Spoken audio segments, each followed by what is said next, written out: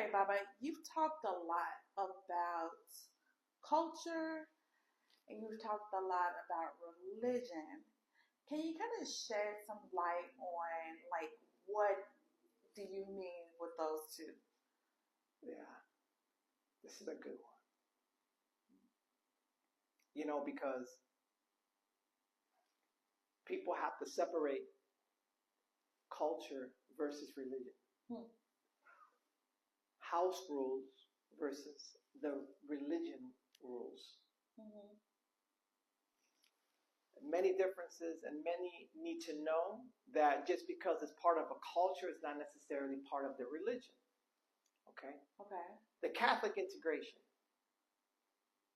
that's a cultural thing. Mm-hmm. That is not the religion. The intent behind it was not to practice it, was to preserve the religion and their culture. If over time and generations later they practiced it, great, that is your choice. Ifa is your foundation, whatever you want to practice, but that's not the religion. A lot of times people want to incorporate Catholicism in their religion. Mm-hmm. That's a cultural thing. From in your culture of Santeria, your culture, remember where you're from and in the environment, in your community, incorporating holy water from the Catholic Church, going on with needing to do things involving, Catholicism and having and well, in this religion we celebrate Shango on December 4th. Mm-hmm. You are celebrating on a day, you're giving all that I share of Shango and energy into a saint of another religion, of a Santa Barbara. Whoa. It's nothing to do with Shango. And you're putting all these statues and it's absorbing all this energy and feeding off of that. Yeah. It's not necessary anymore. Well, the cultures and generations after that time, my elders did it, how they did it. Because you know what? That was their culture. But you don't have to. If you go down to the original, it wasn't needed. Arumila's Day, the Babalao's famous celebration. Mm-hmm. It's October 4th, the day of St. Francis of Assisi. Right. I started a change. I said, you know what?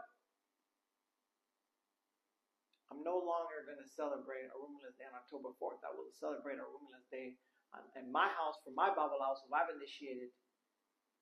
On my day, I made Ifa. My God kids who made Ifa, that is my temple. My particular temple is going to be that. Now, if some wanted to still, well, it's hard for them to get away from that. It's hard from the fear of, I don't want to disrespect Arula. That's a sacred holy day. And October 4th, and if you still want to do it, that's fine. But in my house, you will honor my initiation date, and that's the day of Arumila. That should be every Babalao's day of Arumila. And every Babalao has a day, not the day of St. Francis. And the saint's initiation's day, let's say October 4th, Santa Barbara for Shango, that is a saint. Those people were human and became a saint due to their acts. That is the equivalent to an Orisha. The concept of Orisha and Orumilés is a whole different subject, but most Orishas are actually people that lived and became deified, became immortal because they exemplified the attributes of a certain energy of a Orumile, of an Orisha. They became Orisha themselves and became honored. So I have selected certain down the line of people in history that were great Orisha priests. And that is the day of that celebration of that Orisha, not of a different saint, of a different culture, that they got recognized in a different religion, a different time. I'm picking our people, our ancestors who became Orisha and Orumilas. That isn't me and my people. That's the difference. That is not part of the religion. Okay. The Palo integration. Okay. That's another part of the culture, not part of the religion. People like to cross that as well and figure out, well, in Ifa, you have to get scratched. And this Odu, this Odu comes up, you have to get scratched. Right. A lot of Odus will talk about everything. First of all, in everything if you understand the knowledge of Ifa, everything that is in existence, was in existence, is in existence, and will be in existence will come through Odu. Yes. Creations, things that are created will come through Odu. Palo, religions are coming through Odu. There are many Odus that speak of Palo, Mayombe, Kimbisi, a lot of different forms of the different religions. Voodoo, Haitian, and that's culture because it's such a sister religion. A lot of people practice it. A lot of people are both. And we'll say, oh, in our culture, here we go to house rules. In our house, if you're a child of Elegua or a child of the warriors or a child of Oya, you have to get scratched automatically. That is a cultural thing. Do not think, and the reason I'm putting this out there is for knowledge and awareness. If you feel they did something wrong because I didn't get scratched, and I should have as an Ogun child or Chosi or a Ligua or Ya or what have you, or my particular Odu came out and I should have got scratched, that is untrue, in my opinion. That is culture, because so many people practice it. People are like, a lot of people are both, and that's fine. Same thing, it's no different. It's a whole different religion that I won't even speak on. I have my opinions, but I won't speak on. I've met some great paleros, I've met some great tatas, and not so great papas. I've met some great babalaos, and not so great babalaos. But that's a whole different religion. Yeah. So at the end of the day, you feel like they're telling me I need to. That's because that's your house is telling you that. Nobody in my house and my kids, whatever, and my godkids have ever gotten scratched, because that's not something I do.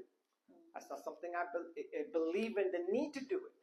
And no Odu's going to come up to tell me that they have to. Somebody's going to comment and tell me this Odu says this and woo woo woo. Great. Congratulations. That's for you and your house and your interpretation. It doesn't work like that in my house, but that is a house rule, and that's also culture. Getting scratched, doing things with spiritualism, the language. Oh, you have to say this and you speak this, and a lot of them you have to speak Spanish, or you have to say this in this language. Right. That's a cultural thing. At the end of the day, yeah, we have our own culture here. We have our own religion here in the diaspora, but at the end of the day, you got to be careful in a lot of different integrations. Having Palo initiations, mixing or having to is the same difference. No different than feeling like you have to get Catholic. Like that's like saying in our tradition in Lukumi, and this Odu comes up because of this, you have to be baptized in the church. Right. You have to go to catechism class. You have to receive communion. And then you come over here. You have to receive communion, be baptized before you can kranocha. That's no different that's the same thing as trying to tell someone they need to get scratched, because it's a whole different religion. From a different area. Can you practice both? Absolutely. But you don't have to.